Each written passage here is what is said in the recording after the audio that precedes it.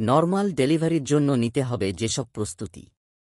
একজন গর্ভবতী মায়েদের দুশ্চিন্তা থাকে কত কিছু নিয়েই না, আর সবচেয়ে বেশি দুশ্চিন্তা থাকে ডেলিভারি নিয়ে। নরমাল ডেলিভারি হবে নাকি কাঁটা ছেঁড়ার মধ্যে যেতে হবে, এমন সব ভাবনা আঁকড়ে থাকে। আবার সবার শরীরে নরমাল ডেলিভারি করার মতো শক্তি বা পরিস্থিতি থাকে না। শেষ মুহূর্তেও অনেকের ক্ষেত্রে জটিলতা দেখা দেয়। তখন আর নরমাল ডেলিভারি সম্ভব হয় না। গর্ভাবস্থায় কিছু বিষয় মেনে চললে নরমাল ডেলিভারির পথ সহজ হতে পারে।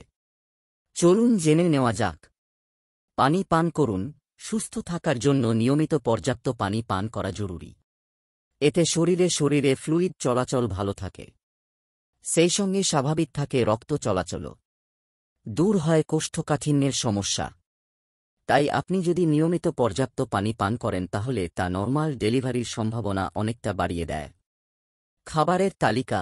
গর্ভধারণ করার পর অবশ্যই বিশেষজ্ঞের পরামর্শ মেনে খাবার খাবেন। খাবারের তালিকায় তাজা ফল ও প্রচুর শাকসবজি রাখতে হবে। সেই সঙ্গে খেতে হবে ক্যালসিয়াম ও আয়রন সমৃদ্ধ খাবার।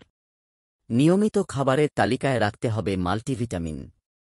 হবু মায়ের শরীরের পেশি যত শিথিল থাকবে, নরমাল ডেলিভারির সম্ভাবনা তত বাড়বে। মানসিক চাপ নিয়ন্ত্রণে রাখুন। স্বাভাবিক উপায়ে সুস্থ সন্তান জন্ম দেওয়ার জন্য মানসিক চাপমুক্ত থাকা খুবই জরুরি। সবসময় চেষ্টা করুন ফুরফুরে থাকার। কোনো ধরনের চাপ নেবেন না। যারা খোঁচা মেরে বা কষ্ট দিয়ে কথা বলে, তাদের এড়িয়ে চলবেন। কোনো ধরনের ঝগড়াঝাঁটি বা অশান্তিতে জড়াবেন না, কারণ মানসিক চাপ বাড়লেই আপনার শরীর খারাপ হতে থাকবে। সবসময় হাসিখুশি থাকুন। সচল থাকুন। গর্ভাবস্থায় অনেকেই অলসতা করে শুয়েছে কাটান। চিকিৎসক যদি এ ধরনের কোনো নির্দেশনা না দেন তবে কোনো ধরনের অলসতাকে প্রশ্রয় দেবেন না। শরীর ফিট রাখতে সচল রাখুন। বাড়ির টুকিটাকি কাজ করুন।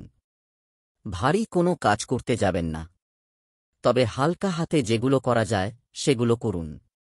সকাল ও বিকেলে নিয়ম করে হাঁটুন। এতে শরীর ফিট থাকবে।